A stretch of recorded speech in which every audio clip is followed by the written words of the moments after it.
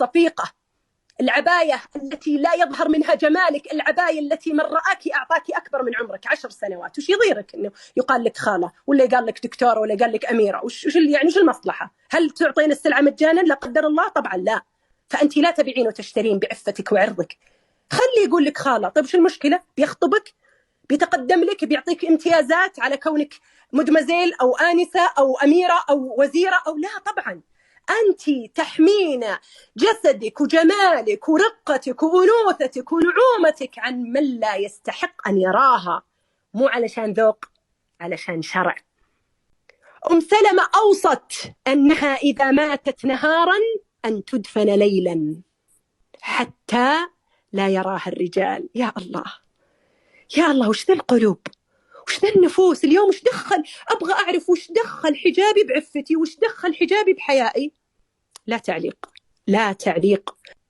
النبي صلى الله عليه وسلم لما قال من مست بخورا فلا تشهد معنا العشاء الآخر، يا ناس مست بخورا وهي بتروح تصلي، يمكن بابها قدام باب المسجد، لا تصلي، لا تصلي، وهذا مسجد وبيت من بيوت الله، ويمكن كان لها نية حسنة بتطلع بريحة طيبة، لكن قال لا تخرج. من مست بخورا فلا تشهد معنا العشاء الآخر. اليوم في بخور للعبايات يسوقونه، بخور للعباية. طيب وبعدين مين بيشمك؟ معليش، سؤال يحمل علامة استفهام كبيرة. مين بيشمك؟ من له مصلحة؟ من له مصلحة؟ اغسلي عبايتك بصابون ولينور، شكرا، بس وقفي إلى هنا. عطرك هذا الذي يفوح، إذا خرجت المرأة من بيتها فاستعطرت فهي كذا وكذا.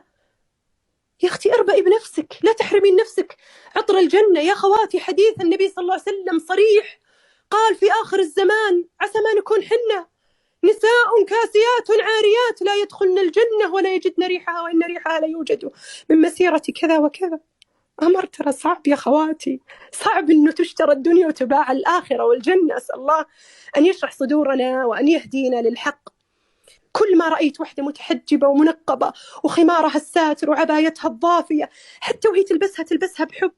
والله يا خواتي ترى هذه عبادة، زي ما تفرشين سجادتك وتعبدين الربي، ترى لما تلبسين عبايتك خميها، ترى هتدخلك الجنة، دخلك الجنة، لأنها عبودية وتسليم واستجابة لله.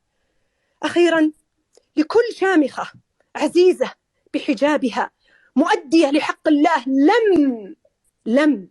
لم 10 مرات لم يساورها شك بفرضية الحجاب، هاتي أقبل رأسك.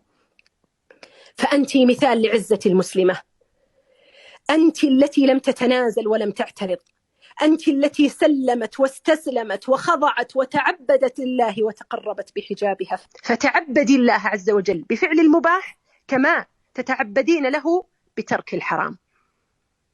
واعلمي أن لحظة الترك لأجل الله فيها فوز عند الله، وفوز على النفس، وتجاوز لمتطلبات نفس مراض الله، بمقام عظيم هو مقام حب الله للعبد. يا جبريل إني أحببت فلانة بنت فلان فأحبها. تتوقعين لماذا أحب الله تلك الأمة ونادى بحبها جبريل؟ هل لأنها قدمت محابها أو قدمت محاب الله؟ هل لأنها تسعى إلى ما تحب نفسها وإلى ما تتطلب منها الموضة وغيرها؟ ترى نحب الزينة ونحب التجمل، لكن عندنا حدود، عندنا خطوط حمراء. لا نرضي الله لا نرضي أنفسنا على حساب رضا الله، بل نرضي الله سبحانه جل في علاه أولا. وأبشري إنك لا تدع شيء اتقاء الله إلا عوضك الله خيرا منه.